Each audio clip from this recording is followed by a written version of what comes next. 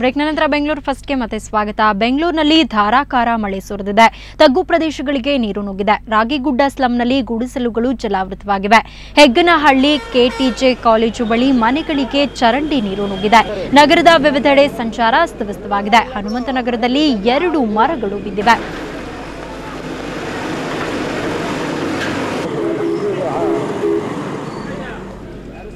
ಈ ಬಗ್ಗೆ ಮತ್ತಷ್ಟು ಮಾಹಿತಿಯನ್ನು ಪಡೆಯೋಣ. ನಮ್ಮ ಪ್ರತಿನಿಧಿ ಮಾರುತಿ ಈಗ ನಮ್ಮ ಜೊತೆ ದೂರವಾಣಿ ಸಂಪರ್ಕದಲ್ಲಿದ್ದಾರೆ. ಮಾರುತಿ, ಇನ್ನು ರಾಗಿಗುಡ್ಡ ಸ್ಲಂನ ಗುಡಿಸಲುಗಳಿಗೆ ನೀರು ನುಗ್ಗಿದೆ, ಅಲ್ಲದೆ ಮನೆಗಳಿಗೆ ಚರಂಡಿ ನೀರು ನುಗ್ಗಿರುವಂಥದ್ದು, ಮರಗಳು ಕೂಡ ಬಿದ್ದಿದೆ. ಒಟ್ಟಾರೆ ನಗರದಲ್ಲಿ ಸುರಿದಂತಹ ಮಳೆಯಿಂದಾಗಿ ಯಾವ ರೀತಿಯಾದಂತಹ ಒಂದು ಪ್ರಾಬ್ಲಮ್ ಉಂಟಾಯಿತು? ಸೌಮ್ಯ, ಈ ದಿನ ಸಾಯಂಕಾಲ 6 ಗಂಟೆಯಿಂದ ಸುರಿದಂತಹ ಮಳೆಯಿಂದಾಗಿ ಬೆಂಗಳೂರಿನಾದ್ಯಂತನೂ ಕೂಡ ಧಾರಾಕಾರವಾದಂತಹ ಒಂದು ಮಳೆಯಾಗಿದೆ. ಆದ್ರೆ ಈ ಒಂದು ಮಳೆಯಿಂದಾಗಿ ತಗ್ಗು ಪ್ರದೇಶಗಳಲ್ಲಿರುವಂತಹ ಮನೆಗಳಿಗೆ ನೀರು ನುಗ್ಗಿರುವಂತಹ ಒಂದು ಘಟನೆ ಸಂಭವಿಸಿದೆ. ಅದು ಅಲ್ಲದೆ ಈ ಬೆಂಗಳೂರು ಮತ್ತೆ ತುಮಕೂರು ರಸ್ತೆ ಹಾಗೂ ಬೆಂಗಳೂರು ಮತ್ತೆ ಮೈಸೂರು ರಸ್ತೆ ನಡುವಿನ ವಾಹನ ತಿಕ್ಕಾಟ ಬಹಳಷ್ಟು ಇತ್ತು ಅಂತ ಹೇಳ್ಬೋದು. ಹಾಗೂ ಇಲ್ಲಿ ಹನುಮಂತನಗರದಲ್ಲಿ ಹೇಳುವ ಪ್ರಕಾರ ಅಲ್ಲಿ ತಗ್ಗು ಪ್ರದೇಶಗಳಲ್ಲಿ ಕಟ್ಕೊಂಡಿದ್ದಂತಹ ಮನೆಗಳಿಗೆ ನೀರು ನುಗ್ಗಿತು ಅಂತ ಹೇಳ್ಬೋದು ಸೌಮ್ಯ. ಓಕೆ ಮಾರುತಿ, ಇನ್ನು ನಾವು ಮರ ಬಿದ್ದಿರೋದನ್ನ ಕೂಡ ನೋಡಿದ್ವಿ. ಇದರಿಂದ ಏನಾದ್ರೂ ಪ್ರಾಣಹಾನಿ ಇರಬಹುದು ಅಥವಾ ಏನಾದ್ರೂ ಹಾನಿಯಾಗಿರೋ ಬಗ್ಗೆ ವರದಿ ಆಗಿದೆಯಾ?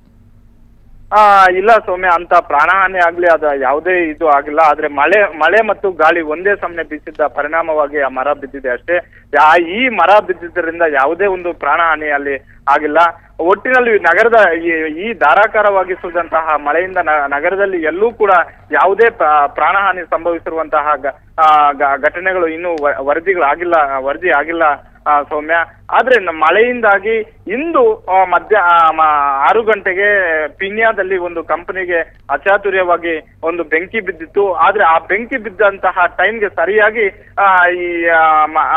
ಸರಿಯಾಗಿ ಮಳೆ ಪ್ರಾರಂಭವಾಯಿತು. ಹೀಗಾಗಿ ಅಲ್ಲಿ ಆಗುತ್ತಿದ್ದಂತಹ ಒಂದು ದೊಡ್ಡ ಅನಾಹುತಕ್ಕೆ ಮಳೆ ಬಂದು ಆ ಒಂದು ಘಟನೆಯನ್ನ ತಪ್ಪಿಸ್ತು ಅಂತ ಹೇಳ್ಬೋದು. ಇಲ್ಲ ಅಂತ ಹೇಳಿದ್ರೆ ಅದು ಬಹಳಷ್ಟು ದೊಡ್ಡ ಮಟ್ಟದಲ್ಲಿ ಬೆಂಕಿ ಅನಾಹುತ ಆಗ್ತಿತ್ತು ಅನ್ನುವಂತಹ ಮೂಲಗಳು ಕೂಡ ಬೆಂಕಿ ಕಾರ್ಯಾಚರಣೆ ಪಡೆಯವರು ಹೇಳುವ ಪ್ರಕಾರ ದೊಡ್ಡ ಮಟ್ಟದ ಬೆಂಕಿ ಸಂಭವಿಸುತ್ತಿತ್ತು ಅಂತ ಹೇಳ್ತಿದ್ರು ಸೌಮ್ಯ. ಓಕೆ, ಧನ್ಯವಾದ ಮಾರುತಿ ತಮ್ಮೆಲ್ಲ ಮಾಹಿತಿಗಾಗಿ. ಒಟ್ಟಾರೆ ಇವತ್ತು ಬೆಂಗಳೂರಿನಲ್ಲಿ ಸುರಿದಂತಹ ಧಾರಾಕಾರ ಮಳೆಯಿಂದಾಗಿ ಸಾಕಷ್ಟು ಅಸ್ತವ್ಯಸ್ತ ಉಂಟಾಗಿತ್ತು, ಟ್ರಾಫಿಕ್ ಜಾಮ್ ಉಂಟಾಗಿತ್ತು. ಅಲ್ಲದೆ ಹನುಮಂತನಗರದಲ್ಲಿ 2 ಮರಗಳು ಕೂಡ ಧರೆಗುರುಳಿದೆ. ಇನ್ನು ರಾಗಿಗುಡ್ಡದ ಸ್ಲಂನಲ್ಲಿ ಗುಡಿಸಲುಗಳಿಗೆ ನೀರು ನುಗ್ಗಿದೆ. ಅಲ್ಲದೆ ಕೆಟಿಜಿ ಕಾಲೇಜು ಬಳಿ ಮನೆಗಳಿಗೆ ಚರಂಡಿ ನೀರು ನುಗ್ಗಿದೆ. ಅಲ್ಲದೆ ಇನ್ನೊಂದು ಪ್ರಮುಖ ವಿಷಯ ಅಂದ್ರೆ ಪೀಣ್ಯದ ಒಂದು ಕಂಪನಿಗೆ ಅಗ್ನಿ ಅವಘಡ ಸಂಭವಿಸಿತ್ತು, ಬೆಂಕಿ ಹತ್ಕೊಂಡಿತ್ತು. ಅದೇ ಸಂದರ್ಭದಲ್ಲಿ ಮಳೆ ಪ್ರಾರಂಭವಾಗಿದ್ದರಿಂದಾಗಿ ದೊಡ್ಡ ಅನಾಹುತ ಒಂದು ತಪ್ಪಿತು ಅಂತ ಹೇಳಬಹುದು. ಒಟ್ಟಾರೆ ಇವತ್ತು ಸುರಿದಂತಹ ಒಂದು ಮಳೆಯಿಂದಾಗಿ ಒಂದು ದೊಡ್ಡ ಅನಾಹುತ ತಪ್ಪಿದೆ. ಮಳೆಯೇ ಒಂದು ವರದಾನ ಆಗಿದೆ ಅಂತ ಹೇಳಬಹುದು.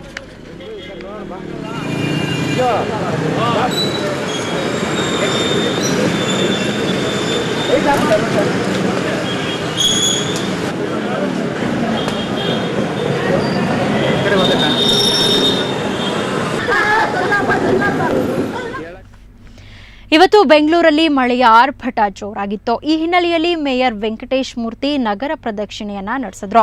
ಶಾಸ್ತ್ರಿನಗರ, ಟಾಗೋರ್ ವೃತ್ತ ಮತ್ತು ಕೆಆರ್ ಮಾರುಕಟ್ಟೆಗೆ ಭೇಟಿ ಕೊಟ್ಟ ಮೇಯರ್ ಪರಿಶೀಲನೆ ನಡೆಸಿದ್ರು.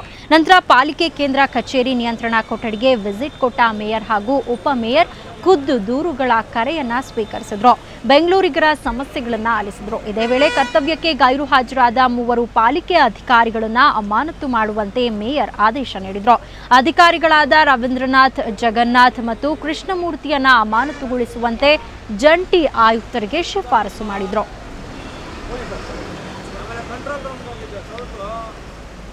ಈ ಬಗ್ಗೆ ಮತ್ತಷ್ಟು ಮಾಹಿತಿಯನ್ನು ಪಡೆಯೋಣ. ನಮ್ಮ ಪ್ರತಿನಿಧಿ ವೆಂಕಟ್ ಈಗ ನಮ್ಮ ಜೊತೆ ದೂರವಾಣಿ ಸಂಪರ್ಕದಲ್ಲಿದ್ದಾರೆ. ವೆಂಕಟ್, ಇವತ್ತು ಸುರಿದಂತಹ ಮಳೆಯಿಂದಾಗಿ ಸಾಕಷ್ಟು ಅಸ್ತವ್ಯಸ್ತತೆ ಉಂಟಾಗಿತ್ತು, ಟ್ರಾಫಿಕ್ ಜಾಮ್ ಆಗಿತ್ತು. ಅಲ್ಲದೆ ನಗರ ಪ್ರದಕ್ಷಿಣೆಯನ್ನ ಕೂಡ ನಡೆಸಿದ್ದಾರೆ ವೆಂಕಟೇಶ್ ಮೂರ್ತಿ, ಈ ಮೇಯರ್. ಯಾವ ರೀತಿ ಜನರ ಸಮಸ್ಯೆಗಳನ್ನ ಆಲಿಸಿದ್ರು, ಅಲ್ಲದೆ ಜನರು ಏನೆಲ್ಲ ಸಮಸ್ಯೆಗಳನ್ನ ಹೇಳ್ಕೊಂಡ್ರು ಮೇಯರ್ ಹತ್ರ? ಖಂಡಿತವಾಗಿಯೂ ಸೌಮ್ಯ, ಇವತ್ತು ಒಂದು ಸುಮಾರು 2-3 ಗಂಟೆಗಳ ಕಾಲ ಏನು ಒಂದು ಮಳೆಯ ಆರ್ಭಟ ಬಹಳಷ್ಟು ಜೋರಾಗಿತ್ತು ಅಂತಲೇ ಹೇಳ್ಬೋದು. ಸತತ ಗುಡುಗು ಮಿಂಚಿನ ಒಂದು ಮಳೆಯಾಗಿತ್ತು, ಗಾಳಿ ಮಳೆಯಾಗಿತ್ತು. ಸೊ ಈ ನಿಟ್ಟಿನಲ್ಲಿ ಬೆಂಗಳೂರಿಗರು ಸಾಕಷ್ಟು ಒಂದು ಸಮಸ್ಯೆಯನ್ನು ಎದುರಿಸಿದ್ರು. ತಗ್ಗು ಪ್ರದೇಶಗಳಲ್ಲಿ ನೀರು ನುಗ್ಗೋದಂತೂ ಸಾಮಾನ್ಯವಾಗಿದೆ. ಈ ನಿಟ್ಟಿನಲ್ಲಿ ಇವತ್ತಿನ ಮಳೆಯಂತೂ ಸಾಕಷ್ಟು ಬೆಂಗಳೂರಿಗೆ ಪರದಾಡುವಂತಾಗಿತ್ತು.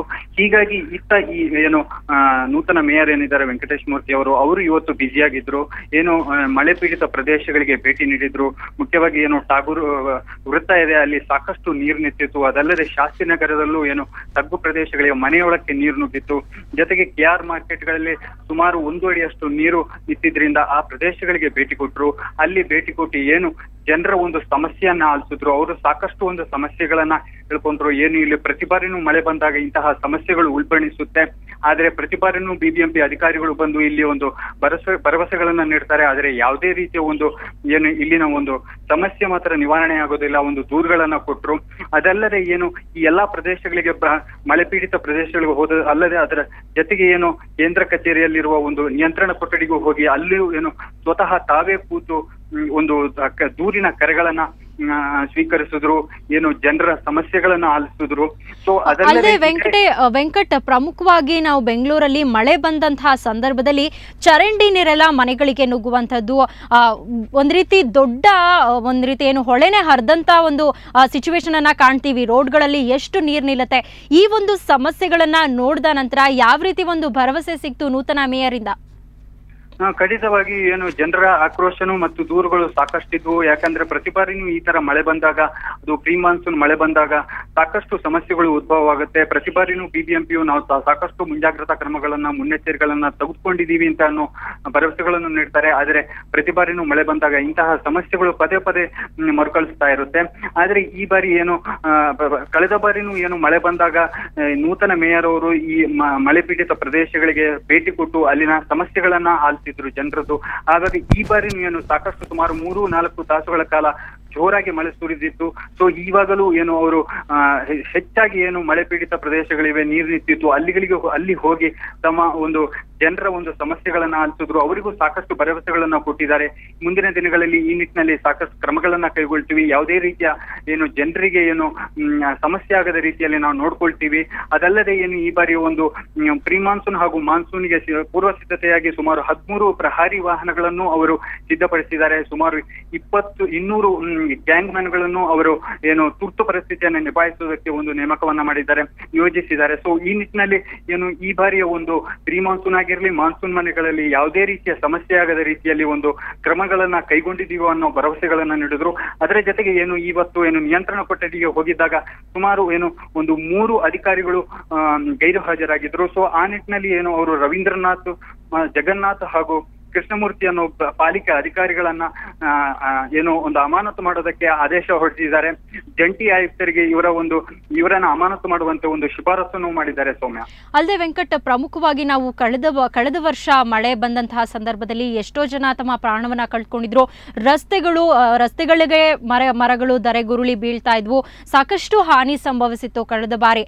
ಆದ್ರೆ ಈ ಬಾರಿ ಈ ರೀತಿಯಾದಂತಹ ಸಮಸ್ಯೆಗಳು ಮರುಕಳಿಸದೇ ಇರೋ ರೀತಿಯಲ್ಲಿ BBMPಯಿಂದ ಯಾವೆಲ್ಲ ಒಂದು ಮುನ್ನೆಚ್ಚರಿಕಾ ಕ್ರಮಗಳನ್ನ ಕೈಗೊಳ್ಳಲಾಗಿದೆ, ಯಾವೆಲ್ಲ ಯೋಜನೆಗಳನ್ನ ಹಾಕೊಳ್ಳಲಾಗಿದೆ, ಇದ್ರ ಬಗ್ಗೆ ಮೇಯರ್ ಏನ್ ಮಾಹಿತಿ ಕೊಟ್ರು? ಅವರು ಹೇಳುವ ಪ್ರಕಾರ ಏನು ಈ ಬಾರಿಯ ಒಂದು ಏನು ಮಳೆ ಬರೋ ಮುಂಚೆ ಎಲ್ಲ ಕಳೆದ ವರ್ಷ ಸಾಕಷ್ಟು ಒಂದು ಸಮಸ್ಯೆಗಳಿತ್ತು. ಕಳೆದ 2-3 ವರ್ಷಗಳಿಂದ ಏನು ಈ ಮಳೆ ಬಂದಾಗ ಸಾಕಷ್ಟು ಬೆಂಗಳೂರಿಗರು ಒಂದು ಪರದಾಡುವಂತಾಗಿತ್ತು. ಅದಲ್ಲದೆ ಏನು ಸಾವು ನೋವುಗಳಿಗೂ ಸಂಭವಿಸಿತ್ತು, ಮರುಬೀಳು ಪ್ರಮಾಣವೂ ಬಹಳಷ್ಟಿತ್ತು.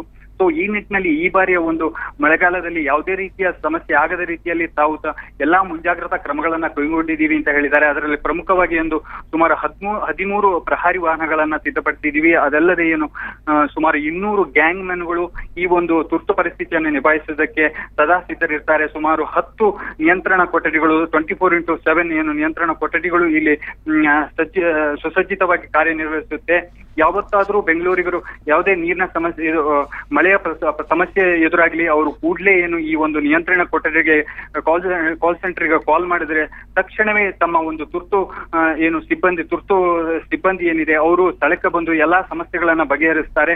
ಅದಲ್ಲದೆ ಏನು ಈ ಬಾರಿ ಏನು ಮಳೆ ಬೀಳುತ್ತೆ, ಗಾಳಿ ಮಳೆಗೆ ಮರಗಳು ಬೀಳೋದು ಸಾಮಾನ್ಯವಾಗಿರುತ್ತೆ. ಸೊ ಈ ನಿಟ್ಟಿನಲ್ಲಿ ಏನು ಈ ಮುಂಚೆನೆ ಸಹ ಯಾವ ಒಂದು ಮರಗಳು ಏನು ಬೀಳೋ ಹಂತದಲ್ಲಿರುತ್ತೆ ಆ ಮರಗಳನ್ನ ಕಡಿಯೋ ಎಲ್ಲಾ ಪ್ರಕ್ರಿಯೆಯು ಮುಗ್ದಿದೆ. ಅದಲ್ಲದೆ ಇದಕ್ಕಾಗಿ ಒಂದು ಪ್ರತ್ಯೇಕ ಒಂದು ಸಿಬ್ಬಂದಿಯನ್ನು ಸಿದ್ಧಪಡಿಸಿದೆ. ಸುಮಾರು 200 ಸಿಬ್ಬಂದಿಗಳು ಇದಕ್ಕಾಗಿಯೇ ಪ್ರತ್ಯೇಕ ಒಂದು ಸಿಬ್ಬಂದಿಗಳನ್ನ ನಿಯೋಜಿಸಿದ್ದಾರೆ. ಸೊ ಈ ನಿಟ್ಟಿನಲ್ಲಿ ಮಳೆಯ ಏನು ಅನಾಹುತಗಳು ಸಂಭವಿಸುತ್ತೆ ಈ ಎಲ್ಲಾ ಅನಾಹುತಗಳನ್ನು ಏನು ಪರಿಣಾಮಕಾರಿಯಾಗಿ ನಾವು ಎದುರಿಸೋದಕ್ಕೆ ಎಲ್ಲಾ ರೀತಿಯಲ್ಲೂ ಕ್ರಮಗಳನ್ನ ಕೈಗೊಂಡಿದ್ದೀವಿ ಅನ್ನೋದು ಒಂದು ಮೇಯರ್ನ ಭರವಸೆಯಾಗಿದೆ. ಸೌಮ್ಯ. ಓಕೆ, ಧನ್ಯವಾದ ವೆಂಕಟ್ ತಮ್ಮೆಲ್ಲ ಮಾಹಿತಿಗೆ.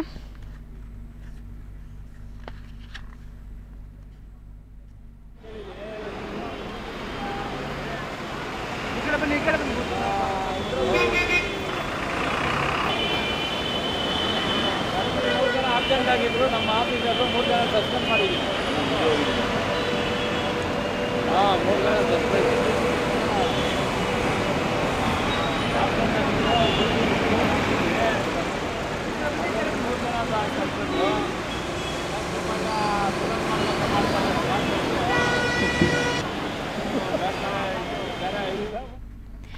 ಮಹಿಳೆಯನ್ನ ಹಗ್ಗದಿಂದ ಬಿಗಿದು ಲಕ್ಷಾಂತರ ರೂಪಾಯಿ ಮೌಲ್ಯದ ಚಿನ್ನಾಭರಣ ದೋಚಿರುವ ಘಟನೆ ಬೆಂಗಳೂರಿನ ಜೆಸಿ ನಗರದಲ್ಲಿ ನಡೆದಿದೆ. ಈ ಘಟನೆಯಲ್ಲಿ ವರ್ಷ ಎನ್ನುವವರ ಮೇಲೆ ಕಳ್ಳರು ಚಾಕುವಿನಿಂದ ಹಲ್ಲೆ ನಡೆಸಿ ಚಿನ್ನಾಭರಣ ದೋಚಿ ಪರಾರಿಯಾಗಿದ್ದಾರೆ. ಕಳೆದ 6 ತಿಂಗಳಿನಿಂದ ವರ್ಷ ತನ್ನ ತಂದೆ ಈಶ್ವರ್ ರಾವ್ ಮನೆಯಲ್ಲಿ ಮೊದಲ ಅಂತಸ್ತಿನಲ್ಲಿ ವಾಸವಾಗಿದ್ರು. ಉಳಿದವರು ಮನೆಯ ಕೆಳ ಅಂತಸ್ತಿನಲ್ಲಿ ವಾಸವಾಗಿದ್ರು.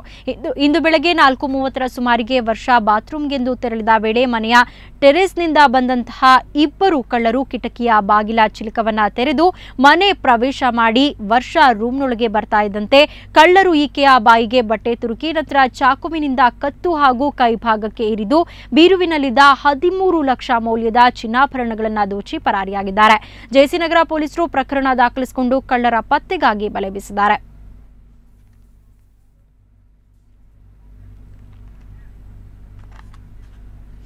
ಕರ್ನಾಟಕದಲ್ಲಿ ಇವತ್ತಿನ ಚಿನ್ನದ ದರ ಎಷ್ಟಿತ್ತು ಅಂತ ನೋಡೋಣ. 22 ಕ್ಯಾರೆಟ್ನ 10 ಗ್ರಾಂ ಚಿನ್ನಕ್ಕೆ 26,700 ರೂಪಾಯಿ. ನೆನೆಯ ದರಕ್ಕೆ ಹೋಲಿಸಿದ್ರೆ 22 ಕ್ಯಾರೆಟ್ನ ಚಿನ್ನದ ಬೆಲೆಯಲ್ಲಿ ಯಾವುದೇ ಬದಲಾವಣೆಯಾಗಿಲ್ಲ. 24 ಕ್ಯಾರೆಟ್ನ 10 ಗ್ರಾಂ ಚಿನ್ನಕ್ಕೆ 29,500 ರೂಪಾಯಿ. ನೆನೆಯ ದರಕ್ಕೆ ಹೋಲಿಸಿದ್ರೆ 24 ಕ್ಯಾರೆಟ್ನ 10 ಗ್ರಾಂ ಚಿನ್ನದ ಬೆಲೆಯಲ್ಲಿ ಯಾವುದೇ ಬದಲಾವಣೆ ಇಲ್ಲ.